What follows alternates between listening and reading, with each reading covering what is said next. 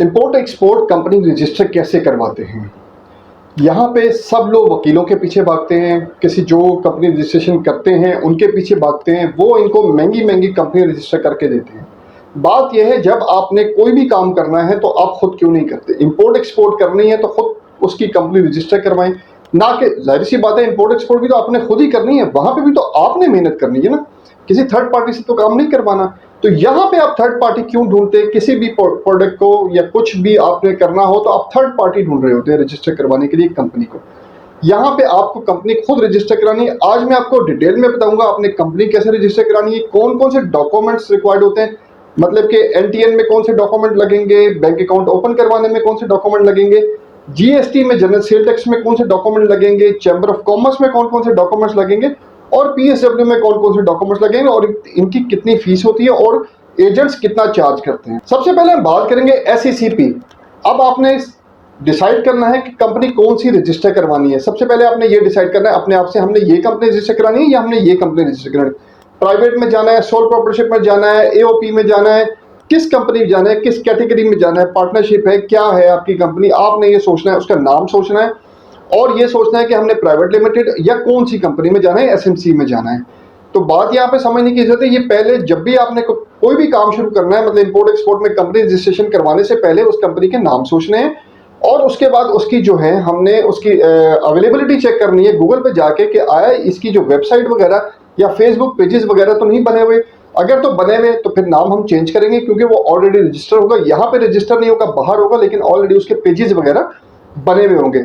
तो सबसे पहले हमें एसईसीपी में जाना है। एसईसीपी में अपना जो है वो थोड़ी सी जो वेबसाइट वगैरह है, ऑनलाइन सिस्टम थोड़ा चेंज किया है। जब हम लिखेंगे leap.secp.gov.pk उनकी वेबसाइट पे पहुंचेंगे, वहां पे हमें अपनी रजिस्टर करनी है कंपनी, वो सारी डिटेल स्टेप बाय स्टेप आती रहेगी। वहां से हमारा मेमोरेंडम निकलेगा, आर्टिकल ऑफ एसोसिएशन निकलेगा, और सारे जो डॉक्यूमेंट्स है फॉर्म 29 फॉर्म ए वो सब वहीं पे होगा, वो आपने फिल करना है। सारे फिल करने के बाद अब उसकी जो टोटल फीस है वो है 3,850 रुपीज।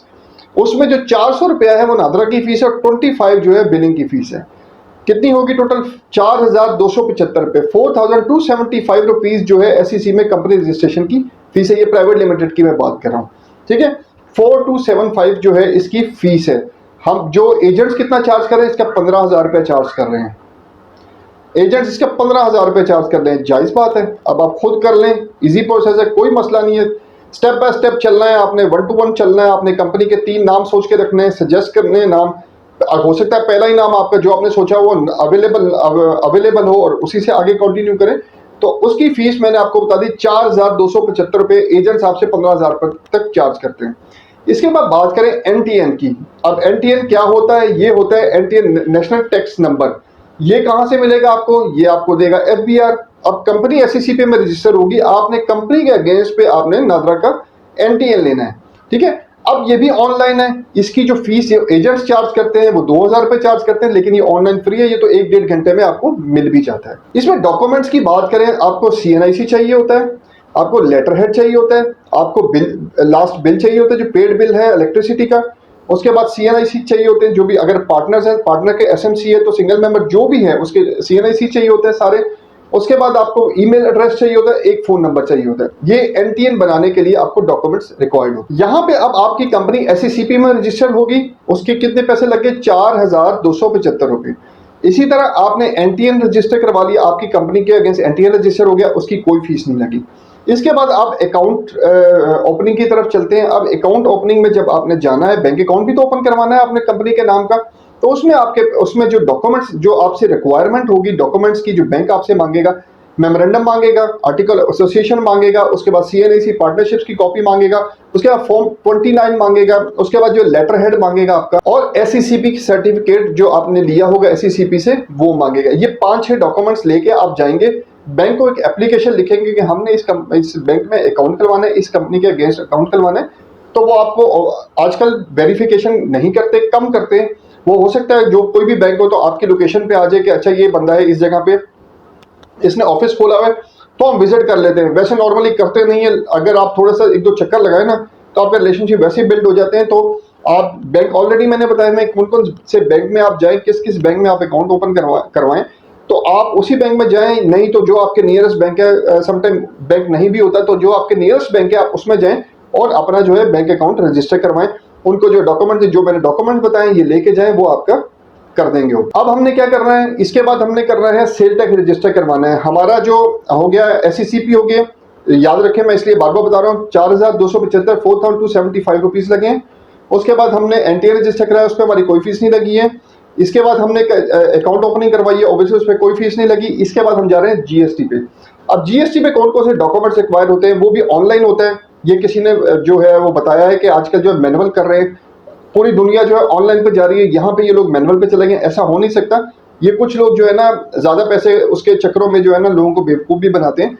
तो बात यह है कि ऑनलाइन ही होगा, GST भी ऑनलाइन होगा, सारा कुछ सेल टैक्स भी ऑनलाइन ही आपने करवाना है। इसके बाद इसकी जो डॉक्यूमेंट्स की बात करें तो इसमें जो है बैंक की तरफ से अकाउंट मेंटेनेंस सर्टिफिकेट जो बैंक इशू करेगा आपको जब आपका अकाउंट ओपन होगा, तो उसके बाद एक सर्टिफिकेट, या नहीं भी होता तो उससे पहले भी वो उनके पास आ गई डिटेल, तो वो आपका अकाउंट जो है उसका जो बैंक सर्टिफिकेट 1-2 दिन में वो इशू कर देते हैं।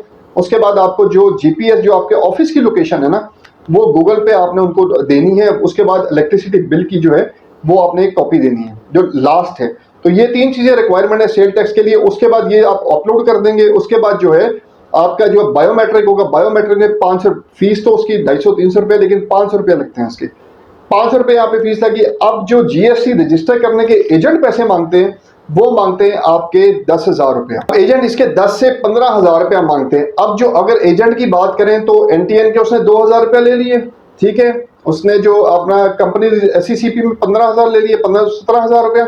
उसके बाद GST रजिस्टर कराने का उसने 10 से 15,000, अब 10 लगा लें, 10,000 रुपया ले लिए। 17 और 10 27,000 रुपया हम दे चुके हैं। और वैसे नॉर्मली हमारे कितने पैसे लगेंगे, नॉर्मली हमारे पैसे लगेंगे 4,275 और 500 रुपया, मतलब 4,775 रुपये अभी तक हमारे लगे। लेकिन हम 25,000 रुपया उसको दे चुके हैं। एजेंट से अगर काम करवाएं तो 25,000 हमने उसको देना है। इसके बाद बात करें चैम्बर ऑफ कॉमर्स की, हमारा SECP में कंपनी रजिस्टर होगी, NTN आ गया हमारे पास, हमने बैंक अकाउंट ओपन करवा लिया, हमने GST ले लिया।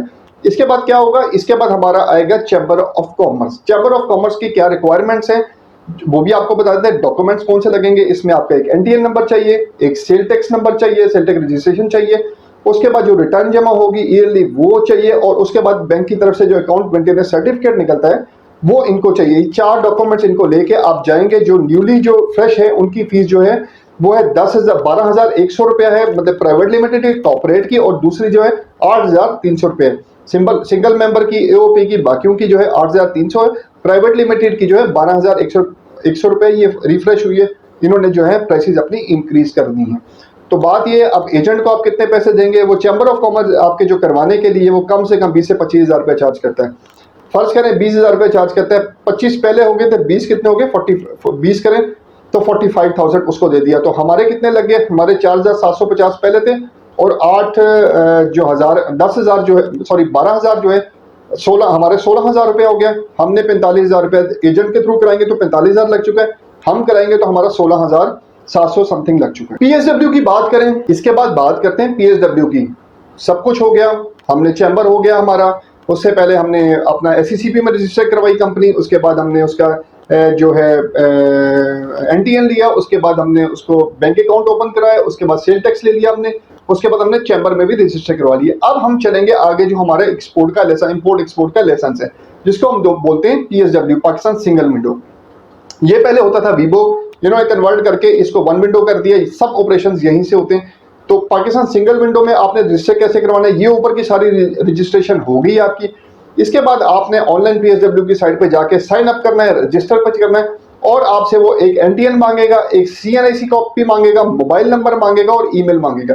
ये 4 चीजें आपसे PSW मांगेगा और कुछ नहीं मांगेगा। वहां पे आपने रजिस्टर करना है, वहां पे आप रजिस्टर करते हुए आगे जाएंगे, NTN की डिटेल डालेंगे, वो ऑटोमेटिकली आपको पिक करेगा। पिक करने के बाद आपको वो आगे करता रहेगा। आगे करने के बाद जब एंड पे पहुंचेगा तो वो आपसे कहेगा अब जो ये फीस है आप पे कर दें। जो फीस है वो 500 रुपया फीस है, वो आप पे करेंगे, साथ ही उसका बायोमेट्रिक कराएंगे, 500 रुपया यहाँ पे आपका लग जाएगा। 12 4 16,000 और मतलब के 16,700 थे, तो 500 और ऐड कर लें तो 15,100 रुपया आपका, 15,200 रुपया आपकी पूरी फीस लगी। आपने जो है PSW ले लिया। इसी को PSW को रजिस्टर करवाने के लिए जो एजेंट्स हैं वो 10,000 रुपया चार्ज करते हैं। 45,000 में मैंने वो चैम्बर की फीस कम कर दी, 25,000 रुपया वो चार्ज करते हैं, ठीक है। तो नॉर्मल कर दी मैंने, चले मैंने कहा चलो एजेंट्स को भी 5,000 छोड़ ही ना दें आप लोगों को, तो वो भी मैंने 5,000 उससे कम करे 20 कर दी, तो 45,000 में 10,000 कर 55,000 रुपया चार्ज कर रहे हैं वो, ठीक है। 55 से भी ज्यादा ही करते हैं लोग, तो मुझे 70 बताते हैं सर वो 70,000 रुपया चार्ज कर रहे हैं, तो ये इतना कर, वो तो फिर बहुत ही ज्यादती कर रहे हैं ना। तो अब मुझे बताएं, आपकी जो कंपनी रजिस्टर, अगर आप खुद थोड़ी मेहनत करें, इंपोर्ट एक्सपोर्ट का बिजनेस आपने खुद करना है, ना कि किसी एजेंट से करवाना है आपने, जिसको आप कंपनी रजिस्टर करवाने के लिए दे रहे हैं, आपने खुद करना है, थोड़ी मेहनत कर लें। वो को आसमान से उतरे हुए नहीं है जिनको सारी चीजें पता और आपको नहीं पता। ऐसा नहीं होता कि वो जो है वो उनको सभी पता है, हम जो लगेंगे जी हमारा टाइम लगे, ऐसा नहीं। बहुत कोऑपरेटिव लोग भी हैं यहाँ पे, हर डिपार्टमेंट में कोऑपरेटिव लोग भी बैठे हुए हैं। ऐसा नहीं है कि हर बंदा खाने वाला, हमारी जहन बन गया, क्योंकि पाकिस्तान में रहते हैं ना, हमारा जहन बन गया कि हर बंदा जी इस तरह ही है, इस तरह है। ऐसी बात नहीं है, सारे खाने वाले नहीं हैं, बहुत अच्छे अच्छे लोग भी हैं हमारे पाकिस्तान में। तो हम लोग उनसे सीख के हम भी कुछ सीख सकते हैं ना। उनके पास जाएंगे, सर हम बताएं अभी हमें क्या करना है, अब हम क्या करें, हम यहाँ पे फंस गए, तो वो आपको बताएंगे यार आपने क्या करना है। तो कुछ सीख के करें, कंपनी रजिस्टर खुद करें। 15,000 रुपया कंपनी रजिस्टर करवाने में, जो मैंने एस्टीमेट आपको बताया 15,000 रुपया लगता है, ठीक है। तो 15,000 ज्यादा बेहतर है कि आप 55,000 रुपया दें, या 15,000 कितना फर्क है, 40,000 रुपये का फर्क है, ठीक है। 40-35 जितना भी फर्क है, इतना फर्क बनता है कि वो आप दे रहे हैं मुफ्त का। इतनी मेहनत कर लें आप, थोड़ी सी मेहनत का, आपको भी कल को आइडिया हो जाएगा कि कंपनी रजिस्टर कैसे करवाते हैं, किसी को गाइड करना पड़ जाए। यहाँ पे तो आपको गाइड नहीं, हम नंबर दे देते हैं यार, हम उससे पूछ के आपको बता देंगे, हमने उससे रजिस्टर करवाई थी, हमने वकील से रजिस्टर करवाई थी। भाई खुद करो, वो कौन सा आसमान से उतरे। यहाँ पे कंपनी वगैरह सारी रजिस्टर होगी। इसके बाद जो है PSW में एक इशू आता है, वो आता है एसोसिएट प्रोफाइल का। जब आप एसोसिएट करते हो ना प्रोफाइल, बैंक को प्रोफाइल वो करते हो, एसोसिएट करते हो, तो वहां पे थोड़ा सा इशू आ जाता है। बैंक थोड़ा टाइम लेती है, क्योंकि हर बंदे को किसी ब्रांच को नहीं पता होता कौन किसमें, मतलब इस्लामाबाद, लाहौर, कराची, मुल्तान, पेशावर, ये बड़े बड़े शहरों में तो ऑब्वियसली सबको पता होगा, लेकिन उनको साइड के एरियाज होते हैं, उनको थोड़ा नहीं पता होता, जो ब्रांच में होते हैं हेड ऑफिस से उनको डिटेल लेनी पड़ती है कि हमने क्या करना है। वो थोड़ा टाइम कंज्यूमिंग हो जाता है, क्योंकि वो भी शहंशाह लोग हैं, थोड़ा टाइम कंज्यूमिंग हो जाता है, लेकिन खुल जाता है। तो वो जो है इसमें जो है ना KYC अपडेट करवानी होती है, तो आपका बैंक अकाउंट भी ऑटोमेटिकली लिस्ट हो जाता है, जो आपकी प्रोफाइल है PSW की। तो यहाँ पे बहुत से लोगों को इश्यूज थे, उम्मीद है आज जो है ये सारे इश्यूज क्लियर हो जाएंगे। कंपनी के बहुत ज्यादा इश्यूज थे कि हमने कैसे रजिस्टर करवानी है। मैं आप लोगों को, अगर किसी ने कंपनी रजिस्टर करवानी, तो एक है जो ऑलरेडी यूट्यूब पे अच्छा काम कर रहा है, तो उनकी वीडियोस देख के आप प्रॉपर कंपनी रजिस्टर भी करवा सकते हैं। जरूरी है एजेंट्स को पैसे देने हैं, तो कहीं नहीं फंसते आप। कहीं फंस गए तो जाके उनके ऑफिस जाके चेक करवा लें कि सर मैं यहाँ पे फंस गया हूँ, मेरी रहनुमाई कर दें। उम्मीद करता हूँ आपको आज की वीडियो से भी कुछ सीखने को मिला होगा। मेरी वीडियो को लाइक, सब्सक्राइब और शेयर लाजमी किया करें, ताकि आने वाले इंपोर्टर एक्सपोर्टर्स भी इससे कुछ ना कुछ सीख सकें। अगली वीडियो तक के लिए अल्लाह हाफिज।